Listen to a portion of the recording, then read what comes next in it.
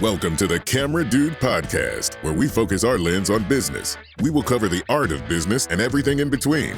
Join your host, Rob Moorman, a seasoned photographer and RV park owner with over 27 years of experience, as he captures insights from industry experts and fellow entrepreneurs. From mastering customer service to igniting creativity, we explore the common threads that weave through successful businesses. Get ready to click, snap, and discover on the Camera Dude Podcast. Welcome to the Camera Dude Podcast. My name is Rob Moorman, your host, and better known as the Camera Dude. Hey guys, we've got a guest today that blows my mind. He's a great businessman with a lot of tenacity and stick-to-itiveness, which is a hard word to say. He's pushing hard with an amazing startup business.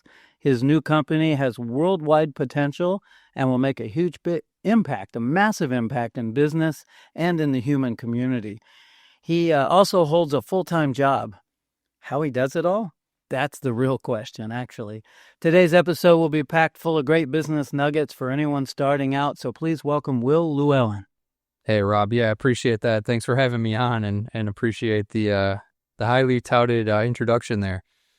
Cool. Well, I'm glad you're here and excited. And just for our guests so that they know, basically what's going on is that we did some photography for you not that long ago. You had some prototypes of your product. I'll let you share what the product is in a minute. And I got to know the product intimately, photographing it, touching it, handling it, moving it around, and realized it was a high-quality product.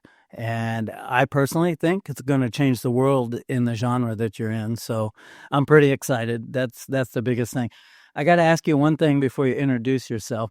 Are you related to Mr. Todd Llewellyn? No, I haven't heard Todd Llewellyn. Right. Usually I get Doug Llewellyn, who was the People's Court person, but no relation. Who's Todd Llewellyn? Todd Llewellyn is a local St. Petersburg guy, and he's big in the insurance industry. Oh, he's Llewellyn Insurance. Yes, he is. Okay, I know that name. No, Okay. No, I've actually spoke to him on the phone before, and my name showed up on his caller ID, and so we had a bit of a laugh. But yeah, I've actually talked to him. That's awesome. Well, his insurance company covers the equipment that we're talking on right now and everything else in Moorman great. Photos. So he's been around. So that I don't mess it up, and really we've just met, so I don't know everything about you. Introduce yourself a little bit. Yeah.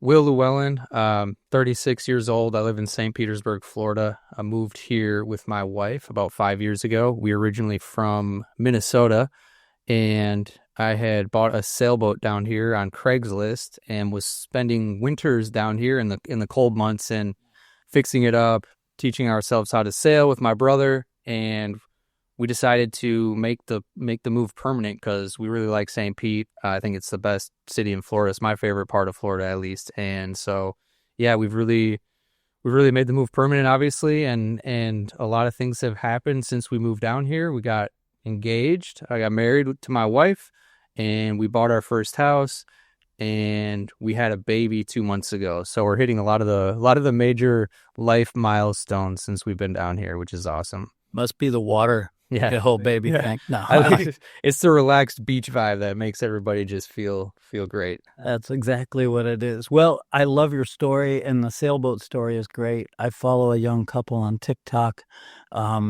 that found a boat that was flipped upside down. It was a huge catamaran, and it was in North Florida. I don't know if you've seen them or not. And they went through this whole struggle to flip it and get it working. And after, oh my gosh, so much drama, they finally got it going. Yeah. So your story in a small way reminds me of theirs a little bit. Do you still have the sailboat? No, we don't. I think at first we thought, we were going to create a YouTube channel also and live this sailing YouTube life, bouncing around the Caribbean. And come to find out, a $3,000 sailboat sight unseen on Craigslist is not probably going to set you up for success sailing around the Caribbean.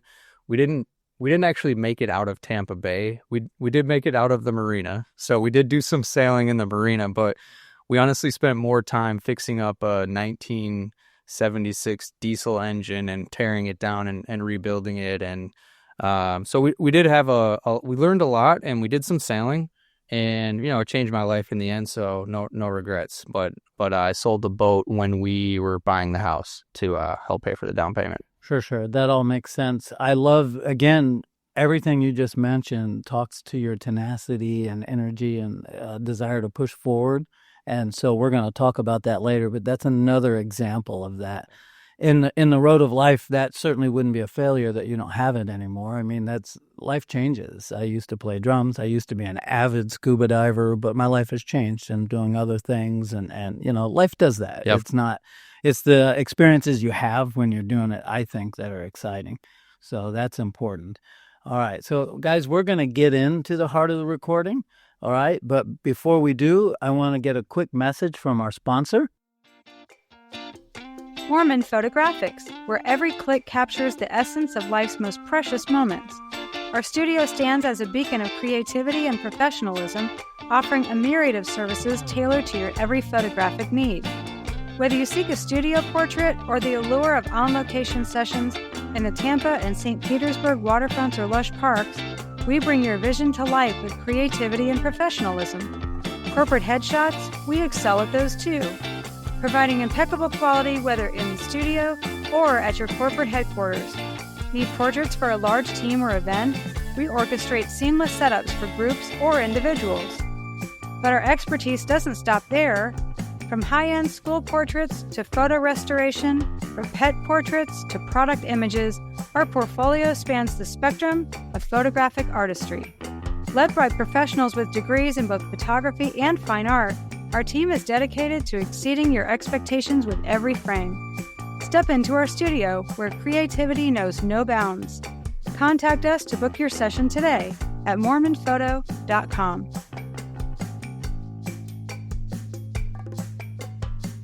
So let's get into this a minute, Will. Brief background on you, of course. Tell us what you are and what you do and what your new startup is. Yeah, so I work full-time. I'm a VP of sales operations for an ag tech startup. I've been working specifically in agriculture and technology for about a decade now, and that goes back to what I had studied in school. And so I've been working in that industry for about 10 years straight now. And actually, back to the sailboat story, I'll talk a little bit about how this side hustle got started, which is Moondeck. That's our footwear brand that my brother and I are starting up right now. We realized that we were constantly switching out our shoes from flip-flops and slides to athletic shoes for more of that versatility. And we just didn't have that hybrid shoe that we thought was modern, had the athletic style and appeal that a lot of casual walking shoes have now. And so we had the idea of, well, if what we want doesn't exist, maybe we design it and put it into production. And so that project, it started 4 years ago. And, it's not like it's a full-time venture over that 4 years. Developing a product is a slow burn. It takes patience, consistency, and over the last 4 years, we finally got into a position that we think people will really love the product, and now we're finally ready to make that public. I look at what you did. I call myself an opportunist. So Moorman Photo's been in business forever now, 30 years, but we have molded, shaped, and changed over the years in order to stay alive. So, and then this has to do with your shoes, but we started where I was doing weddings, corporate events, a lot of architectural photography during the week, and family portraits. But over the years, the technology has changed the idea of a family portrait to where it wasn't as profitable. In 2008, which is way back, the housing market crashed. I lost about 2,000 clients. So my wife and I, who worked together, we said, okay, we've got to do this to survive. What are we going to do? Low dollar, high volume. Now we're a school portrait, studio where we're in 10 different private schools in the area. So I like to say when they zig, you have to zag to stay in business. And I think your business is brand new. You've already had to do that a few times and come up, so you'll do it again. For my listeners, if you're not a boater, you have specific shoes for boats. Yep. So that you don't mark up the deck, so that you don't slip. It protects the boat itself. It protects the person wearing them. So you were talking to the fact that you would get off the boat, have to switch shoes, go down the dock and get in your car and go somewhere, and then come back and switch shoes again. And you've kind of put together a hybrid type shoe. Okay. Yeah. So it's we've taken the comfort and convenience of a flip-flop or slide and paired it with the versatility and durability of an athletic shoe. And it's a backless design, so it's convenient, it's comfortable, and we've expanded it well beyond just the application of a boat shoe. So my brother Joe lives in the Sierra Nevada mountains, and I live down here in Florida. So I'm doing a lot of water activities. He's doing more mountain activities. We're both avid. We love to be outdoors and be active all the time. We wanted to design something that we could use in our everyday life. So the inspiration came from the deck of our boat here, and when we were spending nights on the deck of our boat down in the marina in downtown St. Petersburg. Cool. But it's more of an everyday shoe at this point, and I would compare it to, or I would say that the boat shoe has kind of dated itself with your older Sperry's or Crocs, and I agree. We've taken that concept and modernized it, and I think people will really like it. And I won't mention names, but there's other shoes that may be lesser quality than yours. I'm pretty sure they are because I've owned them, but they're slippery. Yep. They don't grip, they don't grab the deck, and you might as well go ice skating in your bare feet. I mean, they're pretty rough. So what you have really pulls it together.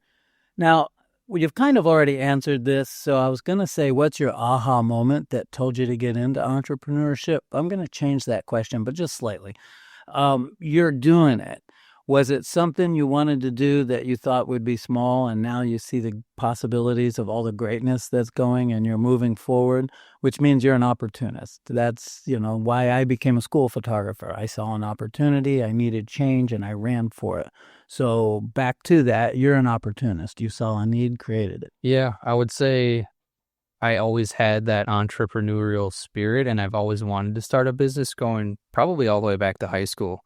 And for those that have that inside them, they kind of know what it is. You're always, your brain is always thinking of the next thing that you could turn into a business, or the next solution that you could solve and turn into a business. It wasn't necessarily an aha moment. It was more so I knew I was always going to start a business. It was just a matter of when. And I there was a period in my 20s where I was close to starting all sorts of different businesses, but luckily I had the ability to have a little bit of self-reflection to realize a couple things about myself in my mid to early 20s. And one is I wasn't emotionally mature enough to really start a business, I think, in a way to do it right. I didn't have the capital to do it. I knew that as well. And most importantly, there was other things I wanted to do in my 20s that I wanted to get out of the way. And so I decided to consciously put that desire to be an entrepreneur aside for a later phase in life.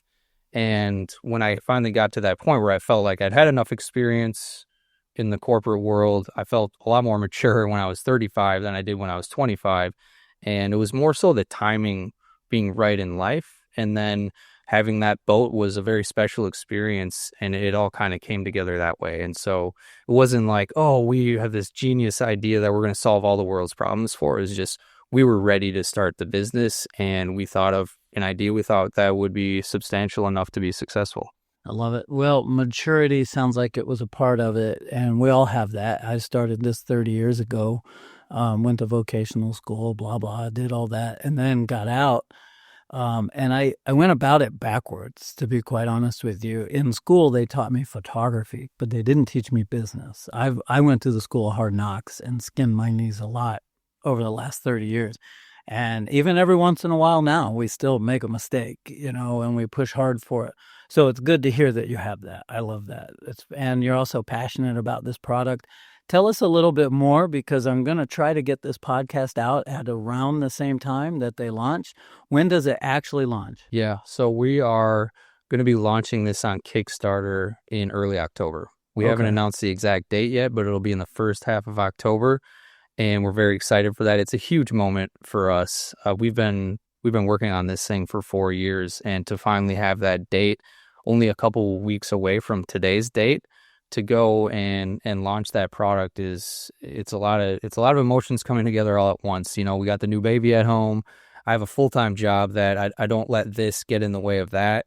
And then so there's not a lot of open time on my calendar right now, and we're trying to build as much momentum as we can right now. So you can't take your eye off the ball. And when we launch that, for those that don't know what Kickstarter is, it's a platform that allows small businesses like us to launch products, or their first products usually, to get pre-orders and to get enough interest to where you can have enough people lock in and say, I'm backing your company and your project. And that helps you pay for some of the initial startup costs, like the molds, for example, for every size and the first production run. And so we've decided to take that approach because we've seen some other footwear companies be successful at that using Kickstarter in the past. That's awesome. Well, as always, let us know at Moorman Photo if we can help you. What can I do? Can I share those links to my tribe or any of that? I would be glad to do that. Yeah, funnel everything to moondeck.co, and people can go there. They can submit their email and their phone numbers, and they'll join the waiting list, and then they'll be notified and made aware of when the launch is and how to go and back our project. I'll be sure to put that in the show notes so that my audience can definitely go and check it out. So let me ask you this, because it's a big endeavor. You're getting things made in factories that might be far away, and the responsibility and capital, and Kickstarter makes that a little less stressful, but it's a lot. So what fears or doubts did you have, or do you have, especially in the very beginning, and how did you overcome them to get to where you're at now? Keep in mind, I'm really speaking for you to answer this for a new entrepreneur that's scared, they're just coming out, and, what are we doing? Yeah. I'll talk about footwear specifically for a second here. I like the footwear industry for us as new entrepreneurs, because the barrier to entry for that product is actually a little bit higher than most other apparel if you were to compare it to something else. Meaning, not everybody can just come in and design a shirt or design a hat or design a pair of pants and sell it online. That's a lower barrier to entry. Shoes requires much more expertise, design work, a longer lead time in development, a larger investment. And so you don't have a saturated market. And we calculated that early on. We knew it was going to be hard. But that is what helps you not enter in Amazon, where you have an infinite amount of pairs of pants that you could find, right? And you just go in there and you're one of 1,000 now. The great thing about shoes is it's a great price point to the end user. And potentially, if you can get to scale from what you're paying to the factory, and then there's not that many new shoe companies that are coming into the U.S. every year. I mean, we're still familiar with the same 5 brands now than we were 5 years ago, 10 years ago, 15 years ago. So, but with that comes a lot of challenges. And you asked, what are fears or hesitations? And there's fear and hesitation every single day. And I don't kid you when I say that. There's doubt that creeps up every single day. And I think what I would say to anybody that is feeling that or experiencing that is probably the biggest strength that you can have if you're wanting to go down a road of developing a product is patience and persistence.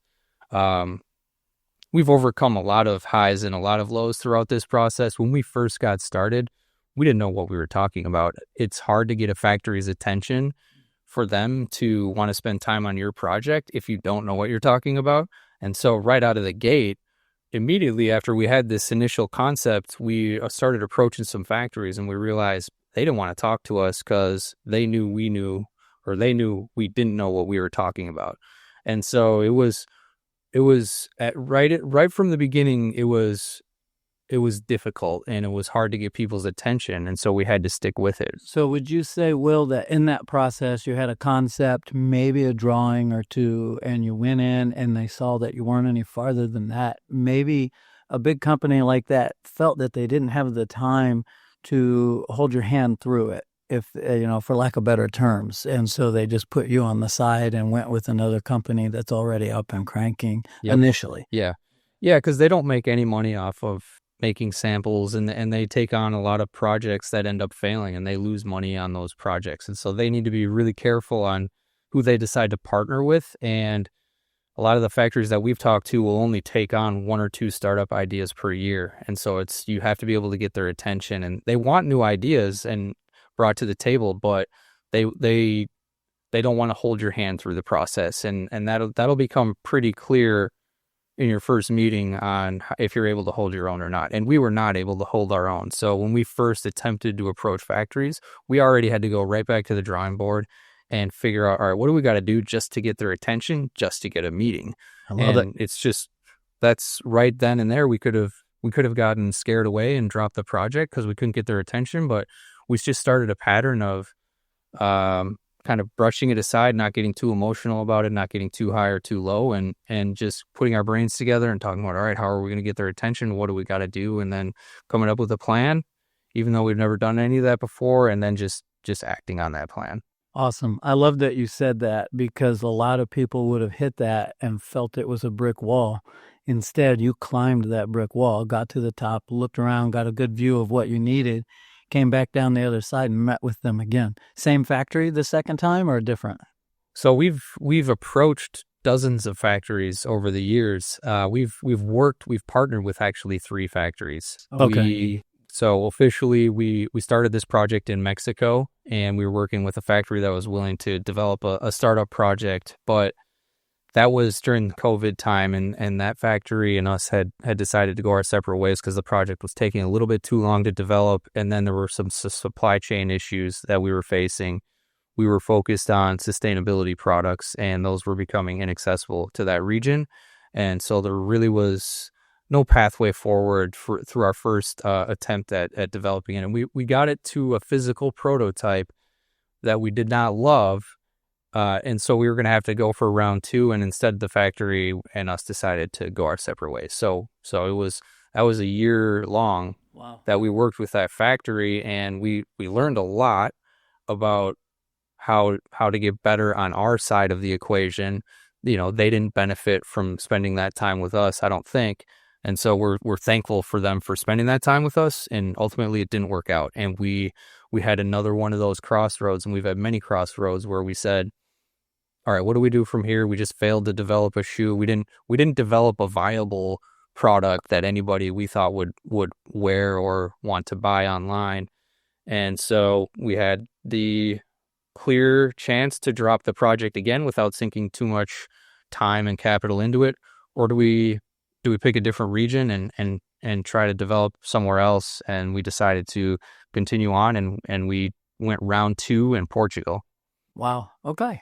So what I love is, back to the word tenacity, is I've always said, whenever I try to teach another photographer in the industry, if they're getting started or whatever, is you have to fall in love with entrepreneurship over and above the product or service that you're providing.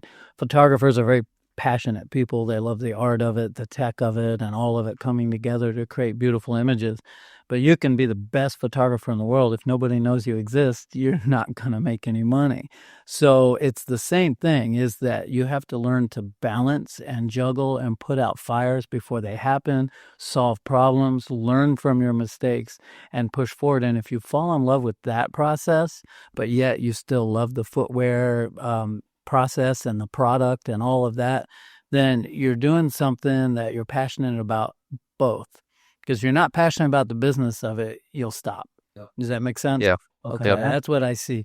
All right, let me read this right through, just so we're here. Walk us through the very first prototype process. Tell us a little bit more. I know you've mentioned some, but what was it like? Did you have to get a drawing made up? How did you go about it? And if there was any AI involved in it, let us know, because that's a new thing. Yeah, now we weren't using AI as much as we could have in the beginning. We certainly are now.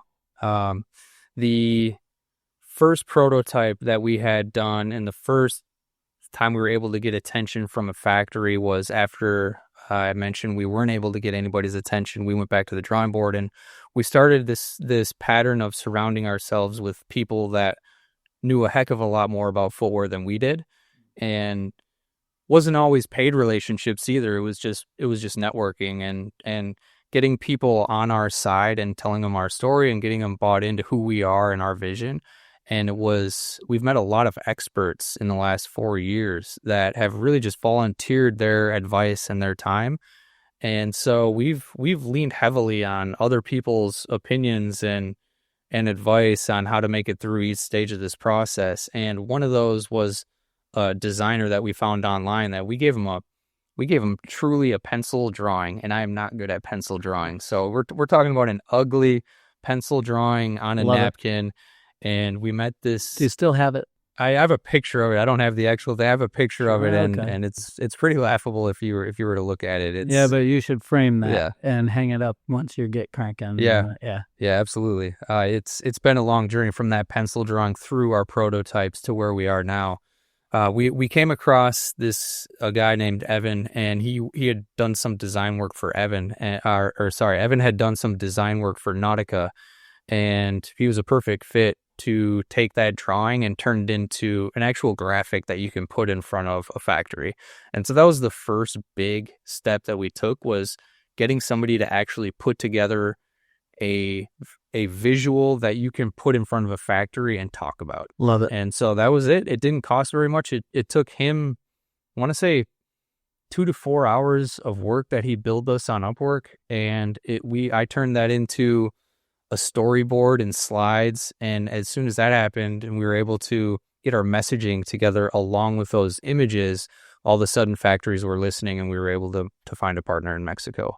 I love it. All right. That part of the process I want my listeners to hear is, I love the fact that you've had ups and downs, roller coasters, challenges, and then you've pushed through. And one of the things you mentioned was networking. On the Camera Dude podcast, I talk about that constantly because my business was built on relationships. Now, for you, if you're selling shoes worldwide, your relationship is more, they have a relationship with the brand than you personally. For me, I am the brand.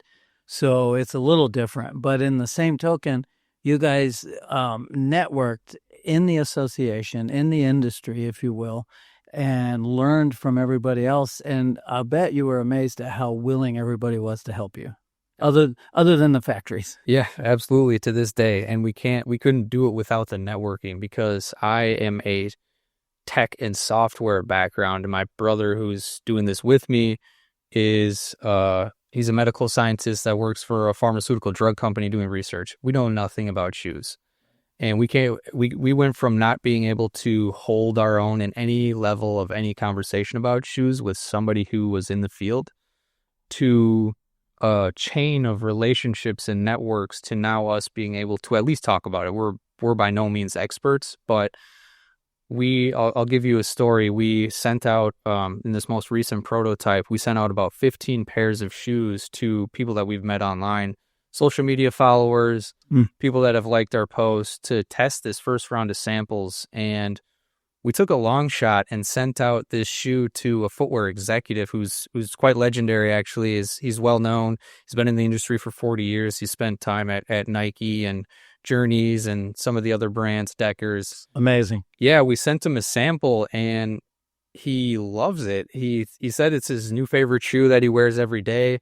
He loves the versatility of it. He just gave us really great feedback, and that's awesome to hear that. What's amazing to me about that is that we're able to sit on a Zoom with a footwear executive and have a conversation about footwear. I love it. That's the part that I find the most satisfying, actually, is not the product itself, but the fact that we put ourselves through an honorary degree in footwear development over the last 4 years on mostly failures and other people telling us we're wrong and us learning from those mistakes, to now hopping on a Zoom with a legendary footwear executive and talking about, how to construct a shoe better. That's got to feel awesome. Yeah. And it does to me. I see it on your face, by the way. When you talk about it, you just light up. So that's a good thing. I'm happy to hear that you're doing that and that you're networking with those people, because that's how you're going to get to the top. The main reason why, and I already said it in the opening, but I think my listeners are gathering that now. The second I spoke to you, it didn't take me 10 minutes. I said, this guy's smarter than me, and he's going to launch this thing, and I know it's going to go. I feel it in my bones. So I don't know if I'm smarter than you, or just maybe we're just both crazy. But and you're driven, anyways. I am an entrepreneur, but I always say I'm only mediocre. Otherwise, I'd be a multimillionaire by now. Instead, I manage 2 small companies that both take up a lot of my time. I want to back up a minute, if we can. I want to help those. One of the things that I launched this podcast for was people that I know around me, and I love everybody, all ages. I'm not like that. But I noticed the up-and-coming entrepreneurs didn't have a drive, didn't understand failure, didn't understand networking and how to use that to get a leg up, if that makes any sense. And you've mentioned that over and over and over again. So I just want them to take note of the journey that you've been on to get to where you're at now. Is there anything you would tell them? We've kind of said it once, but, if there's failure, you go home, maybe you're upset for a day, but how do you get out of that and jump back into the game and fight harder instead of just going home and sitting on the computer or whatever? Yeah. So back at the beginning, I mentioned when I was 22, I wasn't emotionally mature enough to start a business and really run it in a proper way for it to be successful and to be able to scale it and all that. And what I mean by that is, I was competitive. I didn't like to be told I was wrong. I didn't like to be wrong. I didn't handle failure well.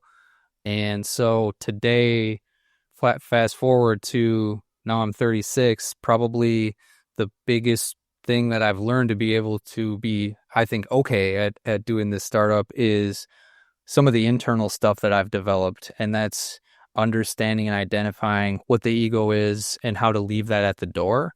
And me and my brother talk about that stuff all the time. And we used to be very competitive with each other. We're very different individuals in how we interact with each other now. And it's because we have these philosophical conversations about we can't sit here and act like we're right, and we can't afraid to be wrong or be called out. We need to use those as learning experiences. And every time we do something wrong, and we get corrected, we learn from it. And that's the only way that we get better.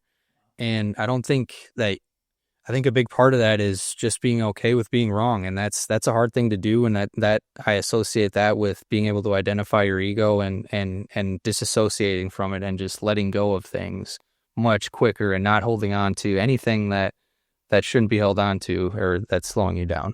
Preach it, man. I won't go political, but in today's world, it seems like we all need that across all boards, ages, nationalities, whatever. It just seems like the whole world is ego's in the way at this point. Instead of doing what we're doing, having conversation, doing what you do with your brother, having a conversation and really getting to know each other better instead of trying to one-up each other all the time. And humans do that to each other, whether they're related or not. So I want to talk one final thing, and then we're not final, but one final on this topic, and that is that work-life balance. So I have folks that'll come in and work with me, and that's the most important thing in the world. My generation, we were just slaves. We sold our souls to our businesses, and that's what we did. Not now. I've learned from you guys, believe it or not, to back off and go kayaking and do all of these things. I'm not knocking anyone. What I like to say is entrepreneurship isn't a job where you clock in and clock out. If someone does that, that's okay. People have to do those jobs. They have to be fulfilled worldwide. But if you're an entrepreneur and you run a business, it's not just a job, it's a lifestyle. I can be on vacation. I got to check emails. I could be in Spain or wherever. I've got to stop and check. Yeah. I've got to call our office manager and make sure everything's going smooth. So maybe I'm not as involved, but it's always in the back of my mind. But that doesn't mean we don't like putting our kayaks in the water. I have a motorcycle I hop on and take off and go over the Skyway Bridge, and we have a little boat and blah, blah, all of that. And I love all of that. But I had to make probably 1 million sacrifices to get Moorman Photo where it's at. And then 26 years in, I inherited an RV park. My listeners know about Sunburst RV Resort, and it was losing money like crazy. So I committed another 10 years to get that thing back up on its feet again and running really well, and it is now. But if I hadn't made those sacrifices, neither business would have made it if I just went out and had fun only. So work-life balance, very important. But for me, it's a lifestyle, and my business is every day part of my life, even when I'm having fun. I don't know. Tell me, how do you do that? Yeah, it's important to me as well. I've always put a high value on the experiences that we're gaining on this world too, and it's easy to overdo it when you're doing a startup. So I'm always very cognizant of that. And I mean, we're talking right now when I have a full-time job as a VP of operations Right. for a startup. I have a 2-month-old, and then we're launching a product on Kickstarter. So there's really no in-between time there. And I don't see that as being the forever situation for myself. But over the last 4 years, it's been much more of a slow burn. It's about the consistency and continuing to move things forward. But I was mainly focused on my day job. But we Okay. would make sure to be touching base with each other once or twice a week in the evenings, and then putting in, 4 to 8 hours over the weekend. And you do that over the course of 4 years, and that really adds up. And yeah, I would say for me right now, the most important thing is to not be distracted at home with those around you. And so that's where I draw the line. And I can tell for myself, I'm being distracted while I'm conversing with my wife.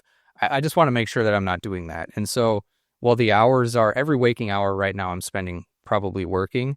And again, I don't want it to be that way forever. But yeah, the most important thing right now is to not be distracted with those around me, especially with a newborn at home. We'll get back to when do I get to go to yoga again, or when do I get to go do a workout, or when do I get to go put my kayaks back in the water? Because I was doing a lot more of that about 6 months ago and a year ago. So, but that's not for right now for me. Yeah, that's all part of what they all say, adulting, I guess, Yeah. where your life changes. But you said something poignant there, something that really is awesome, is that it's not the forever.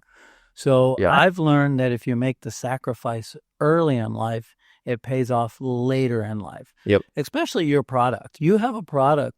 I mean, yes, you're going to be involved in redesigning and new ones and new all of this. But in general, now that it's online, it can be sold while you're asleep, while you're on vacation. It's being manufactured and shipped elsewhere. So me as a photographer, again, I am the product. So if I'm not working, I'm not earning. But what you have is once your design is done and up and the Kickstarter part is over and you guys have launched, I think in 6 months you'll be killing it. That's my theory. Yeah. I hopefully it'll be like drinking out of a fire hose, and you Yeah. guys will have to regroup and rebuild, and because it's growing so much. Yeah. And That's the plan. And that's by design as well. That's part of the reason why we chose. Another reason why we chose footwear is because if you can design a great product, then you can put it online. You can reach consumers very easily online these days. You can use all sorts of AI tools to cut out a lot of stuff that would have taken a lot of time and resources, even just 3-4 years ago. And then we are also, on top of that, compiling a collection of really great people that are contractors for us. So people that can do a lot of the work that we don't have time for, creating ads, writing copy, all this, building the website. We can't get buried in the details and in the weeds on every single thing. And so we're getting really good at finding the right people to put in the work for us. And we're a small company, but we have a huge network of people that are contributing with us right now. Excellent. You kind of, but it will be in a larger scale. What we do at Moorman Photo, we're connected to a photo lab called Reedy Photo Processing. We do about approximately 4,000 school pictures a year. Well, that's a lot of prints, packaging, shipping, all of that has to go on. Well, the lab has 30 employees. They're not mine, but they're an integral part of what we do. So I see you doing that where you can delegate. So after we do a school shoot and the editing is done, right, the photographs go up and the people order, it goes right to the photo lab. They print them and ship them. And now I can be on vacation. Yep. So at least that part of it, it's helping out. All right, let's go into a little bit of your manufacturing. So you're kickstarting it. In 6 months, you're going to be drinking out of a fire hose because there's so much business coming in that Let's hope so. Those kayaks are going to be a little bit dusty again, but only temporarily. Yep. Once you get that settled, then that mountain will be climbed. Tell us, I'm going to read right off of my notes. Finding manufacturers can be one of the toughest steps. What was your process like from start to finish with that? Yeah, it's about, number one, you build up a pipeline of factories. If you want to get specific, you find the region that you want to manufacture in. And for footwear, there's specific reasons why you would choose one area over the other.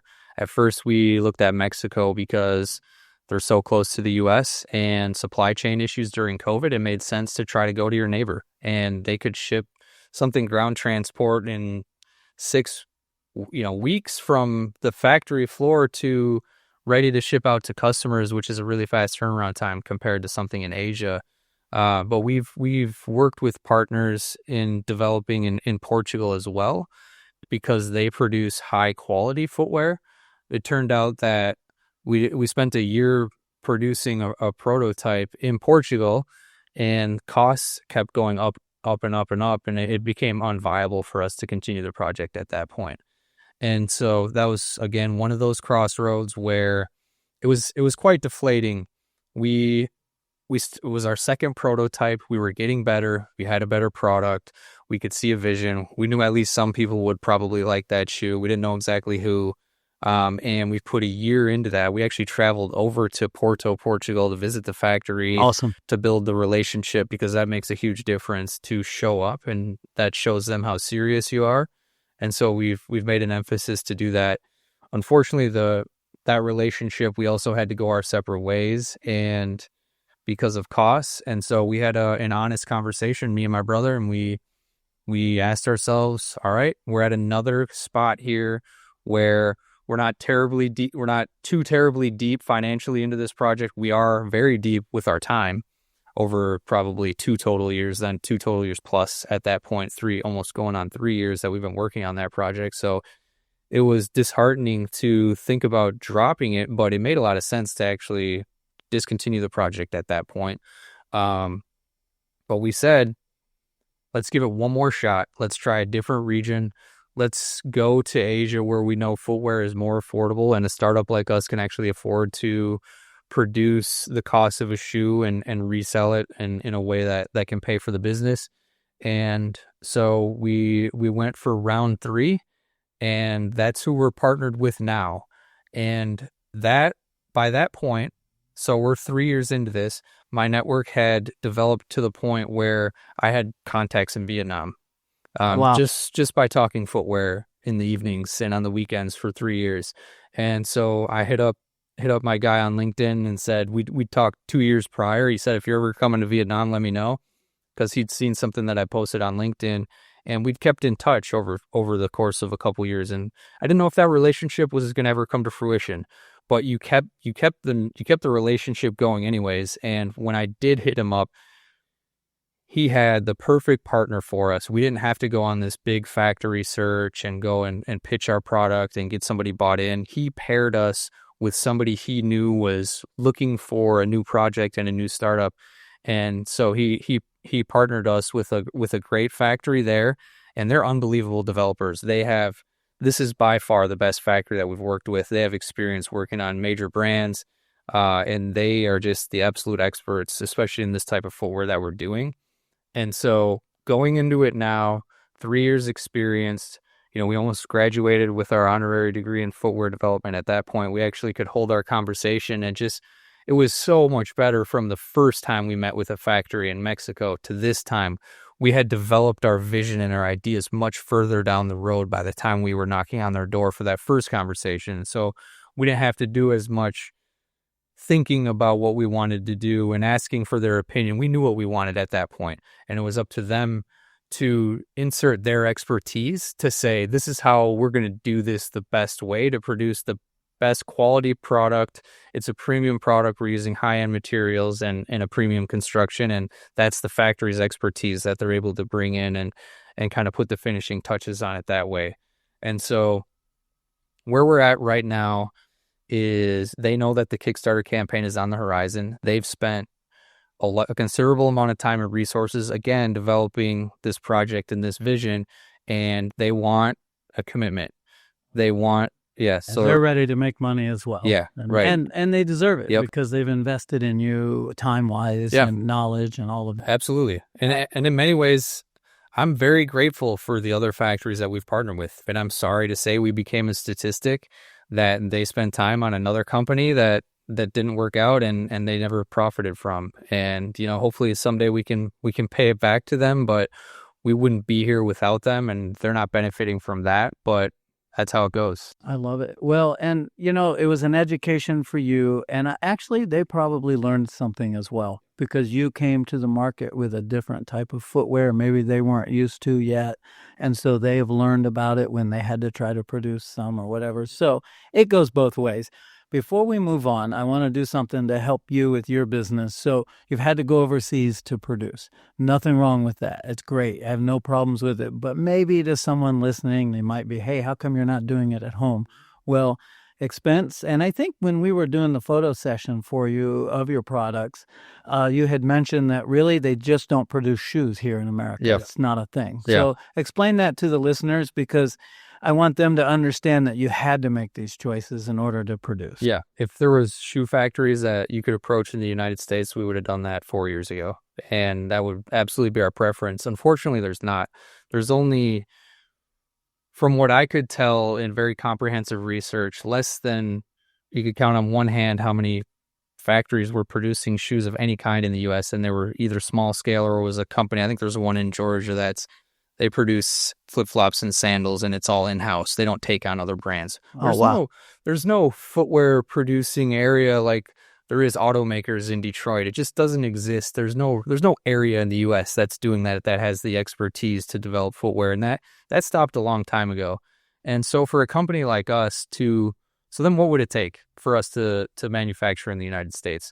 You'd have to build a factory. You'd have to then train employees on how to develop footwear again, and we're talking tens of millions of dollars to start up a company versus what we're able to afford as two guys who just bought a sailboat on Craigslist and want to produce shoes. So yeah, we would absolutely prefer to manufacture in the United States. Unfortunately, it's just not available to us. Okay, good. I'm glad you shared that and that we brought it up, just because I wanted the other listeners to know that it wasn't a choice, and that a lot of companies the microphones we're talking on probably weren't put together here. And, there's a ton of products like that. But in today's world, sometimes you don't have a choice. It's about process, speed, price, all of those things come into play.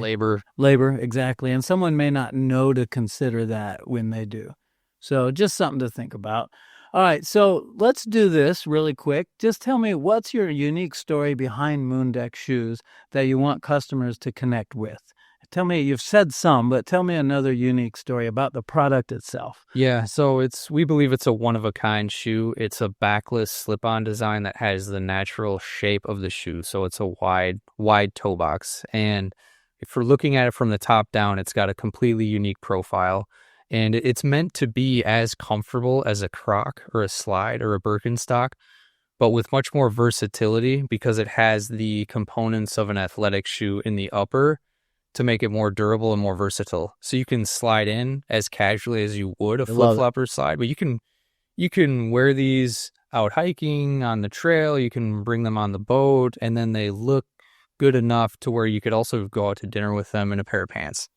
And so we wanted to take convenience and give it a premium style, and that's what we've done with this shoe. What I saw with the shoe, which is an area you may not have thought of yet, but as people know, giving myself a plug, but Sunburst RV Resort, I would see that RV style camping, these shoes would be phenomenal for that. People come in and out of their campers and they're kicking their shoes on and off, and they're going to the community fire pit or whatever activities are happening, and usually somebody runs up the margarita flag at their site, and all these people come with shoes, and your shoe is perfect for that because it slips on and off.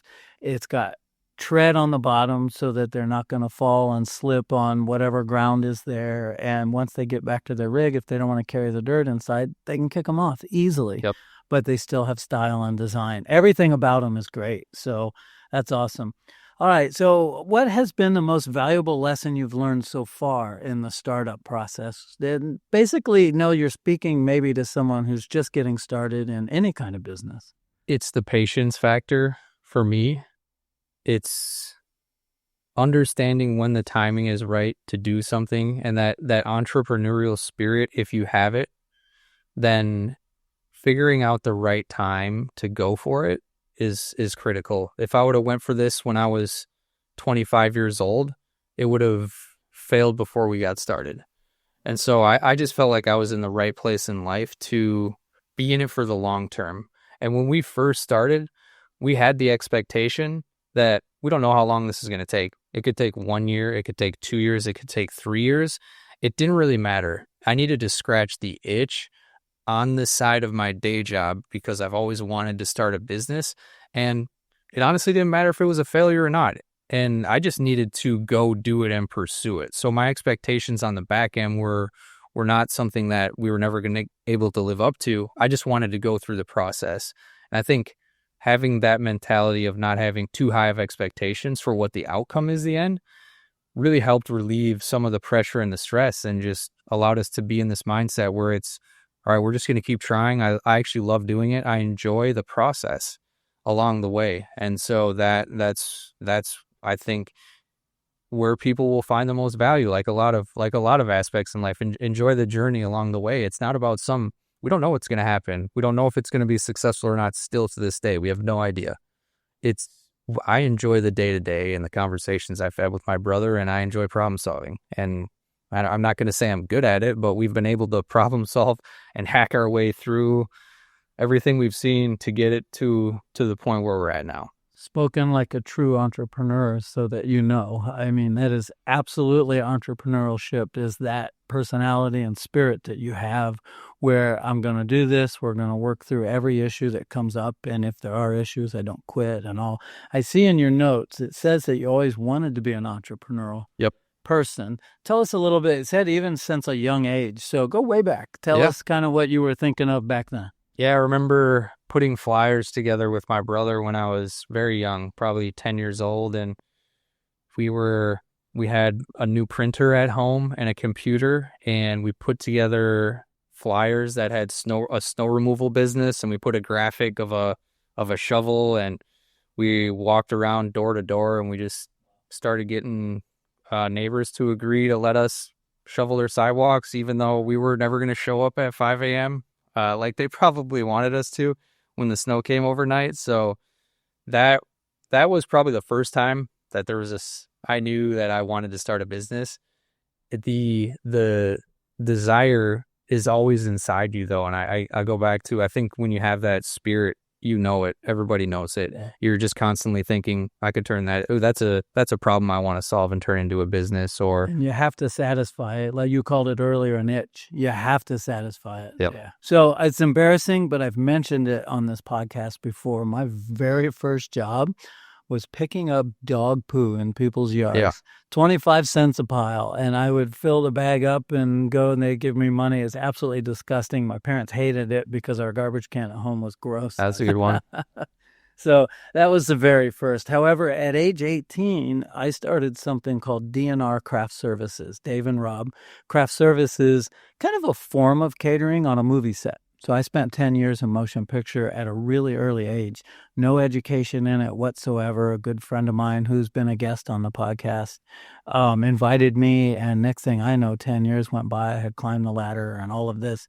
And so I bought a step van. I had a business partner, and we were providing, craft service provides food such as, I almost call it party food. When you're on a set, they're 18-hour days when you're actually filming and in production, and you can't leave. So even though there's a caterer that does 3 hot meals in between, let's say somebody just flew in from overseas and they got there and they need a beverage or a Tylenol or whatever, it's all free to them. They give you a budget, you stock the truck, and I was working 150 to 200 man crews at 17 years old, and I too was not mature enough. My partner, bless his heart, he's not here anymore. He had passed. Not for this reason, but he had fallen into some addiction, and our business relationship exploded. Later in life, I ran into him again, and we were fast friends and riding motorcycles together and whatever. But anyhow, he ended up passing, and he's no longer with us. So that's kind of tough. But I remember thank you. I remember at 17 having that business going, what am I doing? What am I getting into here? Yeah. And a good learning experience. Oh, it was every bit of it. And I think if he hadn't had that issue, that we could have gone statewide with it. I had production companies in Miami wanting us to bring a truck down there. And I think it really could have expanded. But as you said, I wasn't mature enough to do it. I would have had a partner come in, an adult, if you will, and say, here's what you need to do. And then, do it together with them. So that's always a neat thing. So what is this business about wanting to learn to surf instead of work? Let's talk about that. Yeah. So I used to surf, by the way. I want to talk about my favorite job that I've ever had in my life. Okay. And it's related to that. So when I graduated college from the University of Minnesota, I had a job lined up from a Bay Area, San Francisco-based tech company. It was a great corporate job especially for somebody in the Midwest, lined up halfway through my senior year of college. And so when I graduated college on a Friday, I went and started that job the next Monday.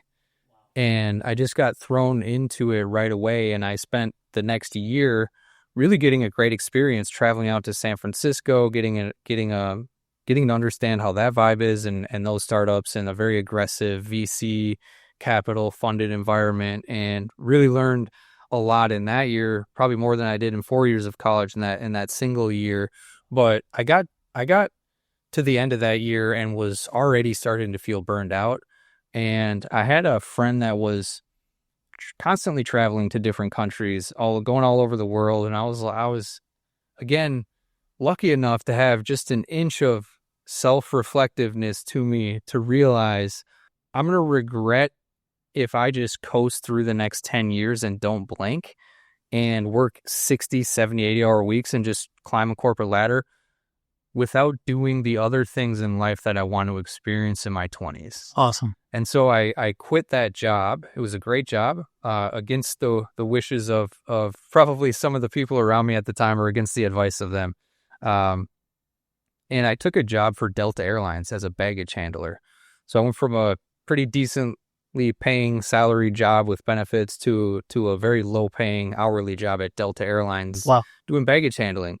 And it's the best job I've ever had in my life. I've had more fun doing that than any other job. And it's because as a Delta employee, they take great care of their employees and you get great benefits. The obvious one being you get free flights to travel around the world whenever there's open seats on those flights. And so what I had done with myself was at this inflection point in my life before I had quit that job, I sat down and I wrote down, what are the 10 things that I want to get good at in life right now? And none of those 10 things were related to career advancement at that time as a 22-year-old. It was, I want to pick up another language. I want to learn how to surf. I want to learn how to free dive. I want to travel to Brazil. I want to go to other countries. I want to go to Europe. Those were my entire list was things like that. And I would say all to impress the girls at 25, right? I mean, come on. Yeah. Yeah. I remember, even though I'm 59, I do remember being that age. That definitely had a part of it. I mean, if you're doing all that stuff, you're certainly having a lot more fun than just grinding out a 60-hour corporate job that nobody wants to hear about. I was a mad scuba diver and spent a lot of time at 130 feet below the water and diving, and I worked at a dive shop, and none of it was meant to be my final career, but I'm so glad I got to do it. Right, exactly. And it helped mold me, by the way. I learned so much working in that dive shop about sales, marketing, and networking. It was incredible. It widens out your perspective when you go through and have different jobs and different phases in life where you aren't just aggressively chasing a paycheck and you're living life for different reasons. I believe it widens out your perspectives in a unique way. It makes you stronger. I believe, for sake of time, we're going to get towards the end here really quick. I know it goes really fast, and I think if we don't cover it all, we'll just do another one. We'll have you guys back, especially like right after your launch date or something. We'll have you come back in. So where do you see Moon Deck Shoes in 5 years? Well, we got to get past this Kickstarter first. We rarely look past 5 years, right? Okay. But I will answer that question. So what I want this to be is a well-known brand. I want people to understand about the purpose of this shoe is what we intended it to be, which would mean we were successful at producing something that was quality and we're able to market it in a way that we intended on. And ultimately, the goal is to have my next job be Moondeck full-time. That pays for it. So if there's one thing to point to, my brother's actually already doing it full-time. I'm just doing this part-time and helping out right now in the evenings and on the weekends.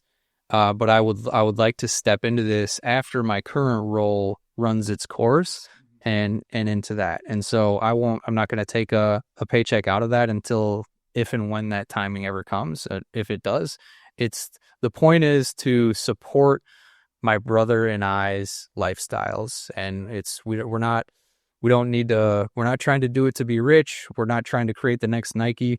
We just want to create a brand that people love and like, and that supports us. And we want to travel around the country and putting our shoes in stores and being outdoors and doing fun stuff like sailing and surfing and spending more time doing fun stuff. I believe with the sacrifices you're making now, you will get there. And so a little bit of a dad joke, but your product has a lot of soul to it, and it really does. I like that. And I'm dead serious about that. And I think that it won't be long and you'll have an opportunity to fly to Hawaii, promote your shoes somewhere while you're there, and spend 4 or 5 days surfing and come back and have a trade show. You just outlined it. That's Yes. the dream. I want to sponsor a surf event or a sail race, and I want to be in charge of those sponsorships and travel to them and get the experiences away from the computer screen and just pushing the brand forward that way. I love it. Well, if I have my way, we'll find you in all the major camping stores as well. Yeah, absolutely. Hopefully my customers at the Sunburst RV will be wearing them all the time, and I'll carry them in my little store. I love it. That'll help. Hey, let's get into the fun part of this. We can take our hats off, relax a little bit, roll up our sleeves now.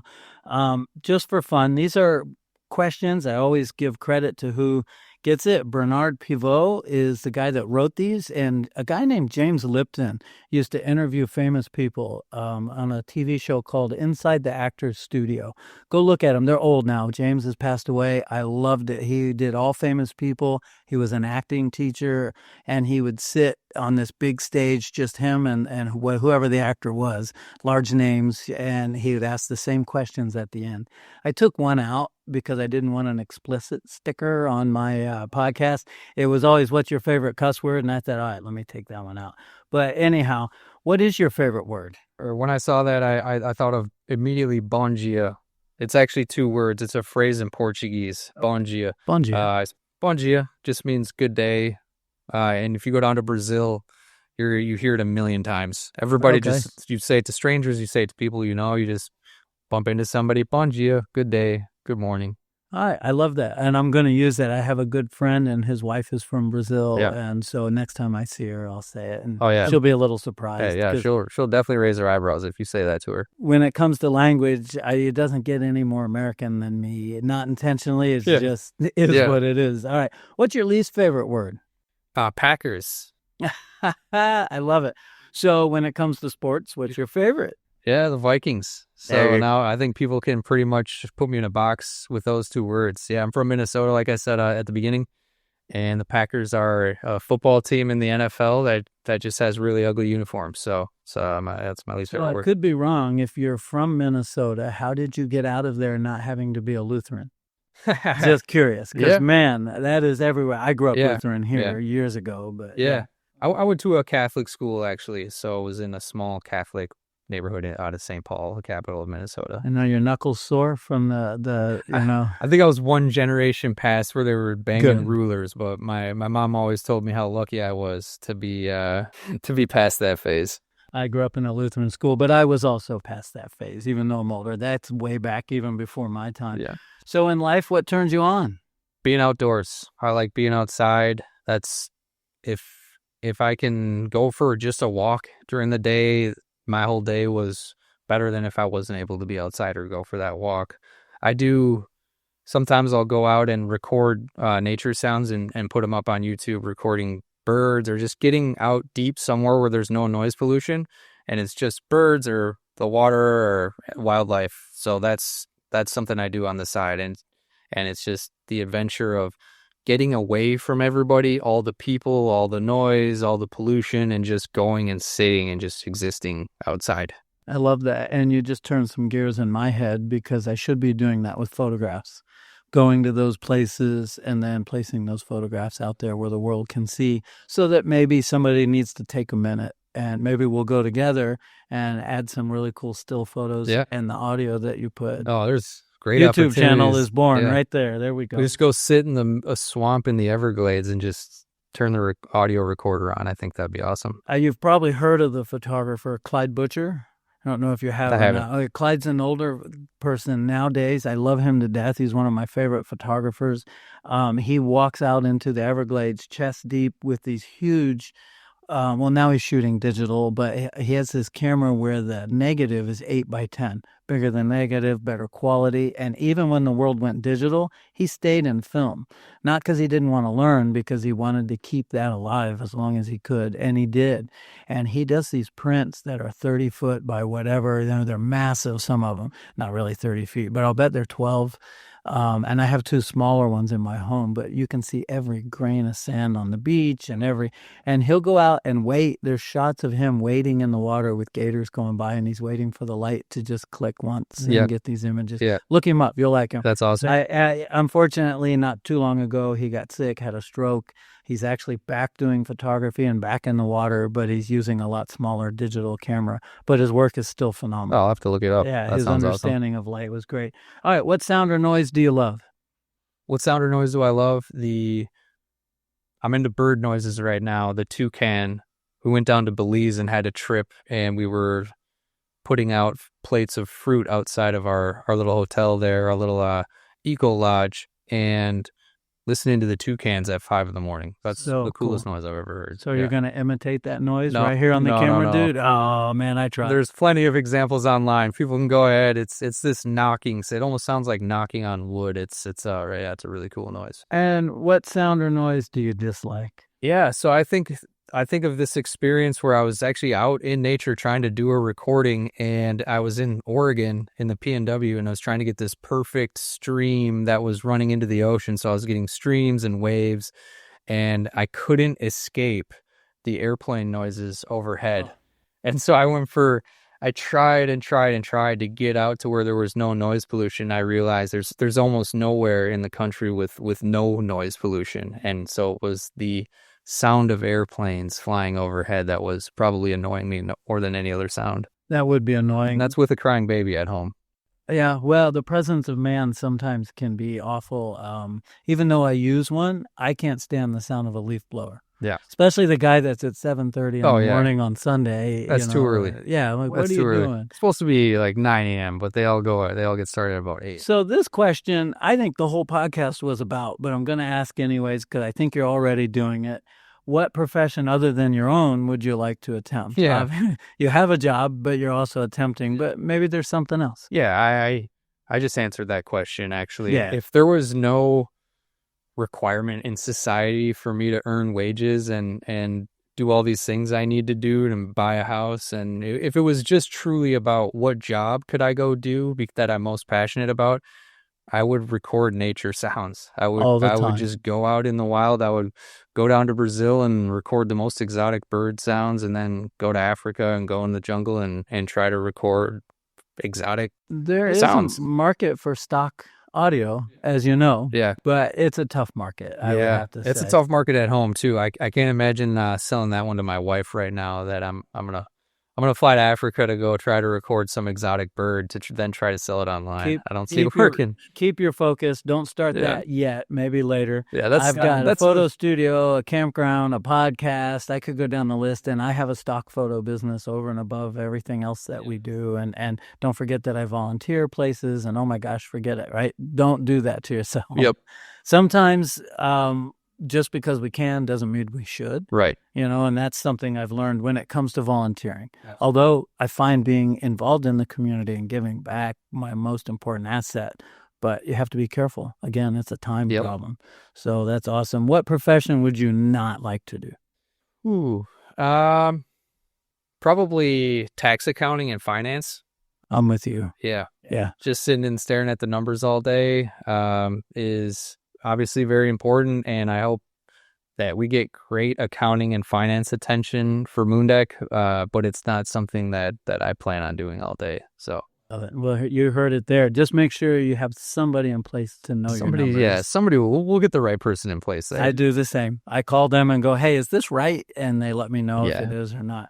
Well, thanks for being here. Before we close it up, tell everybody one more time, even though we already have, where they can find you personally, if you have any kind of handles online where you want them to find you, as well as obviously Moondeck shoes.